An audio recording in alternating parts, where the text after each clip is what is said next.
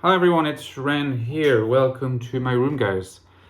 Unusually enough, this is a Friday, which is not a day when I often publish videos. Sometimes I publish shorts.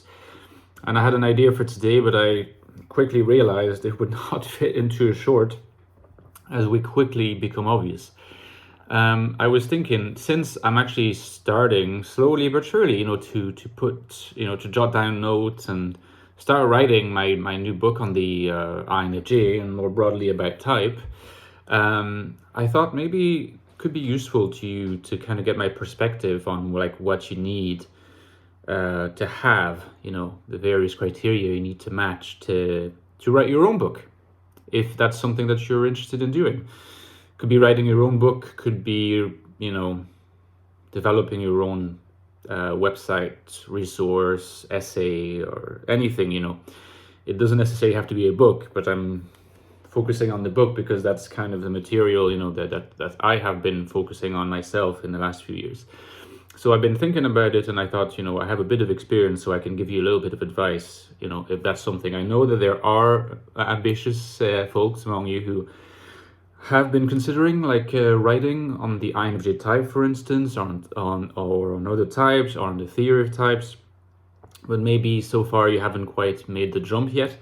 So hopefully what I have to contribute here will be useful. So very quickly, speaking about books on the INFJ, this is my book, which you can get at the links below for less than $10 if you haven't got it. It's reference work on the INFJ. There's also The Infinite Castle, came out a year later, 2022.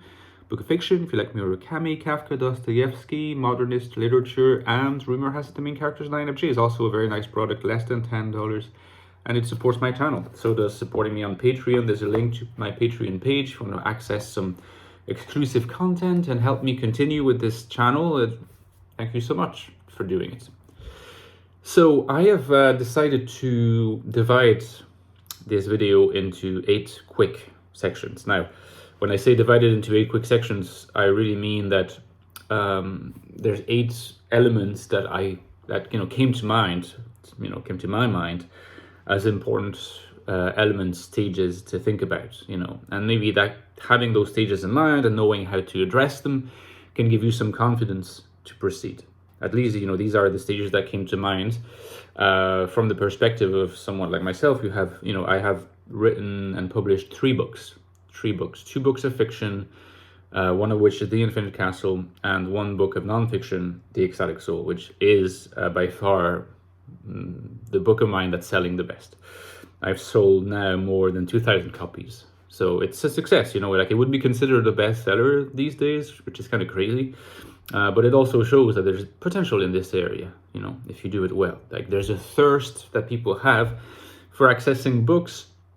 You might find that surprising because, books, it's kind of passé, like young people read books anymore, stuff like that. I think, young people or people in general will read books if they are interested in diving deeper. Books are longer and really give you time to think, pause and think. They're not at all the format of a video, so they can go a lot deeper to allow you to understand something much better. And hopefully I achieved this with the Ecstatic Soul, in regard to the INFJ type. And the book that I'm working on now is kind of a sequel. It's a sequel.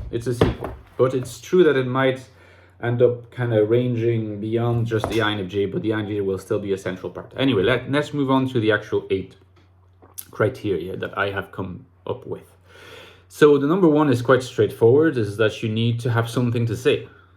So don't start writing a manuscript if your idea is just that you are, somehow very convinced that you're a very interesting person, and that people usually tell you that they like what you write, or that they like listening to you, or maybe your parents have always told you that you were very smart. That's not enough. Like, you have to have the legitimate confidence that when you're starting like a book, so we'll take the example of a book on the INFJ for this video, because it's probably what people will relate to the most, and it's also an experience that is very close to my heart, so I'll be able to speak relevantly about it. When I started the Ecstatic Soul, I probably could have started writing something before, I wasn't lacking in motivation or the feeling that I could write something that was well written and well structured. Partly because I've written a PhD thesis as part of my academic career that was real good training to know how to write a long work, something that requires stamina and endurance. So that was not the issue. The reason why I waited for a while is because for a long time I just wasn't sure what to say. What to say that contributes something new to the conversation? And if you read the Ecstatic Soul, you have an idea of what is new, because a lot of people who read the book was like, okay, I got a new perspective on the INFJ. Now, you might not agree with everything that's said. Some of what is said is speculative, but that's what's involved when you contribute something new. Some people will be excited by it, and some people will challenge it. We'll say, okay, isn't that too speculative? Can we really accept that as a take on the INFJ, or is it something different altogether? But no one denied that it was a new contribution. It's particularly the existential approach, existential phenomenology, the analysis of what it feels like to be an INFJ, rather than just listing characteristics, right? And I waited to start working on my new book until I realized, okay, I have something new to say yet again. So you need to have something to say that you have a strong conviction is new, is a new contribution. It's true that you cannot be in complete control of how new it is, because you might think something is new when in fact someone will be like, well, this has been said there.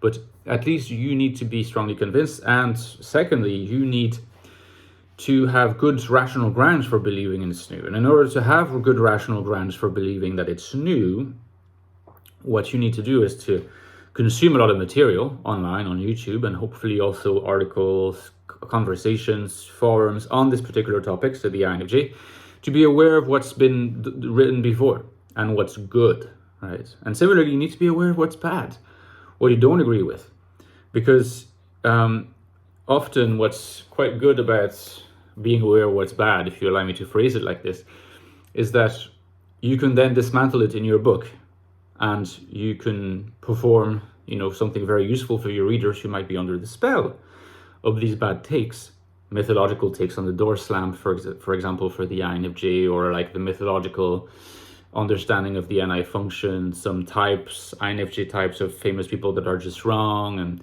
there's lots of different elements that you can challenge. They can be exciting to your readers because it can allow you to take also a more polemical style, which tends to be attractive to readers, make for exciting reading. But it's also important because it allows you to progress your own arguments, right? So be aware of what's been written, the literature, the good stuff that you can add to with a new perspective, and the bad stuff that you can hopefully further contribute to debunk with your perspective. Now, let's assume that you've started the book and you're working on your manuscript. I think when it comes to style, there's something important, and this is something that I'm also continuously learning, is that you need to write as accessibly as you possibly can, and to give examples. When I say to write as accessibly as you possibly can, that does not mean that you're not allowed to use a little bit of technical language. First of all, what's perceived as technical will depend on the perspective, the particular point of view of any given reader.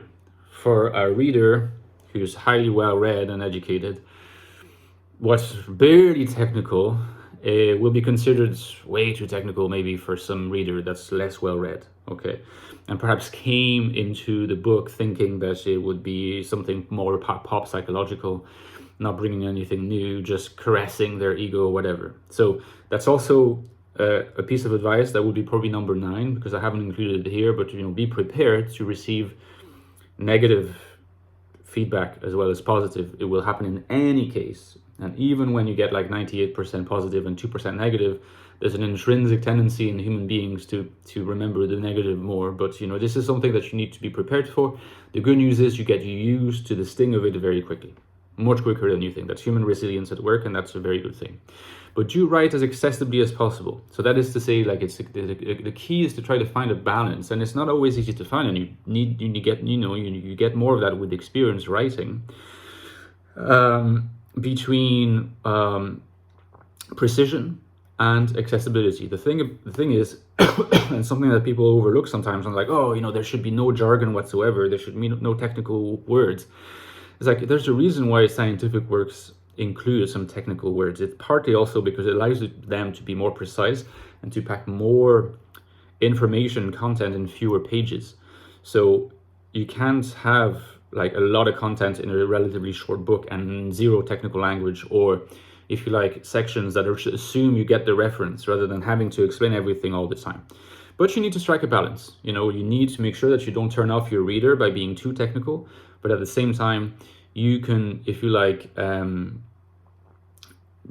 try to be sure that you're not staying at a level of accessibility that's so general that the reader might lose interest, because they might stop thinking that, okay, like, what's unique about this book? And a very useful way of balancing out slight technical terms is to give concrete examples, because then maybe the reader will be like, okay, I'm not quite sure what he means. Oh, that's what he means, because now he gave an example. So it's a win-win in the end. Now, advice number 5 is something that you also get a bit with experience, and if you have a bit of an academic background, that might help, is to structure the work into well-defined chapters. So, if you have a book that's, say, like 200 pages, I think you should have at least 6 or 7 chapters. 8 chapters is fine, 9, even 10 is fine. It's better to have chapters that are a little bit too short than a little bit too long. So don't hesitate to divide into chapters, and really don't hesitate. 1 paragraph per point, okay, when you're inside a chapter. You make a point. When you're finished with this point, just move on to the next paragraph. Just don't hesitate to use loads of paragraphs. It allows us to breathe. Another important aspect, which could be a challenge for some INFJs and for introverts, and or maybe just for people in general who don't have experience doing this, is to not hesitate to get feedback on your manuscript from trusted relations. So that is to say, it's very risky and really not advised to publish something that you've been working on, say really hard, that you've not shown to anybody prior to publishing it. That's not to say that you have to show it to everybody prior to publishing it, because that could be, well, first of all, daunting or not, and it certainly would be. It's not the best approach, because you don't want to have people contributing and questioning every single aspect of what you've done. Otherwise, it will just paralyze you. But you probably have a circle of trusted people among your friends or acquaintances that you think can be pertinent, like relevant in their critiques, moderate. They know that they're not meant to overwhelm you, so they keep their critique high level. And thirdly, honest, sincere. Not tell you that everything is great because they're afraid of upsetting you. The point is to sort of give you a sense of what a reader might say, so that you can anticipate it and make the necessary corrections and amendments prior to actually proceeding to publications. So to give you an example, like for my manuscripts, I typically share them with a limited number of people. I think for each and every of my manuscripts, no more than between 5 and 10 people accessed either the whole manuscript or parts of it. Now, I'm lucky in the sense that my wife is someone whose opinion I trust very much, and she has read all my manuscripts prior to my publishing anything. But it's something that you need, and you don't even need 10 people, but at least try to have more than 1 or more than 2 to get a little bit of a diversity of inputs.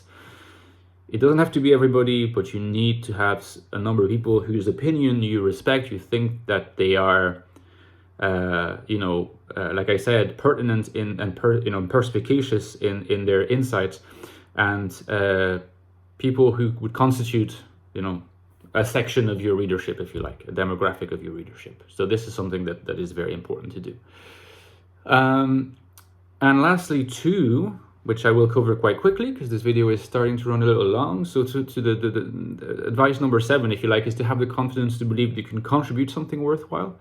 It's not something that's obvious and evident for a lot of people, including a lot of INFJs. They might think, they'll always question themselves, okay, I think I have a new idea, but is it really new? And that's what Sartre refers to as bad faith in some sense. You convince yourself you can't do it by finding all types of rational grounds for, not being up to the task. It's a choice. If you think you have something to contribute, you think it's a great idea, make the choice, make the leap, or don't make it and just accept the consequences. if you think that you have a really good idea and that's original, but you're not too sure that it's as original as you think, you could share it with someone that you really respect and that you trust not to steal your idea, because sometimes ideas can be stolen as well. You have to be careful with that. I would be glad to read some of your ideas, but you'd have to trust me not to steal them. I would pledge that I wouldn't, but it's up to you to decide that. And finally, there's something to be aware of. There's a moderate amount of money to invest if you self-publish. The whole Amazon process is free. So yeah, you can do everything by yourself, right? The formatting of the book, the editing of the book, and the book cover, which is very important. If you want to kind of have attract people, have an attractive book cover, like hopefully this one is, and an attractive title that people can remember. Everyone refers to this book as the Ecstatic Soul. They don't even mention INFJs anymore, but this book cover also is something that, and that I didn't do that myself. Like, I worked with an actual designer to produce it, and it cost me a bit of money. So just to be very clear with you, to be very transparent, so that I can give you an idea. For every single one of my books, you can see this one as well, The Infinite Castle.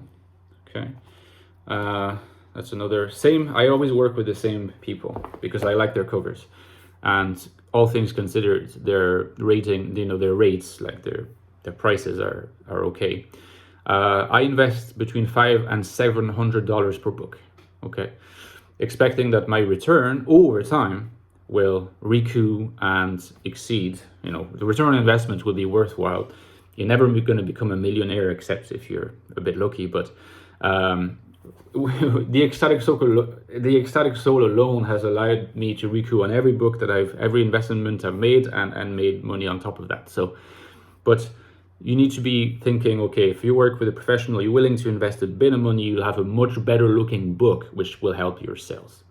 If you're interested in hearing more on this topic, let me know, because I could talk about it plenty more. But in the meantime, I'll see you tomorrow. Take care, guys.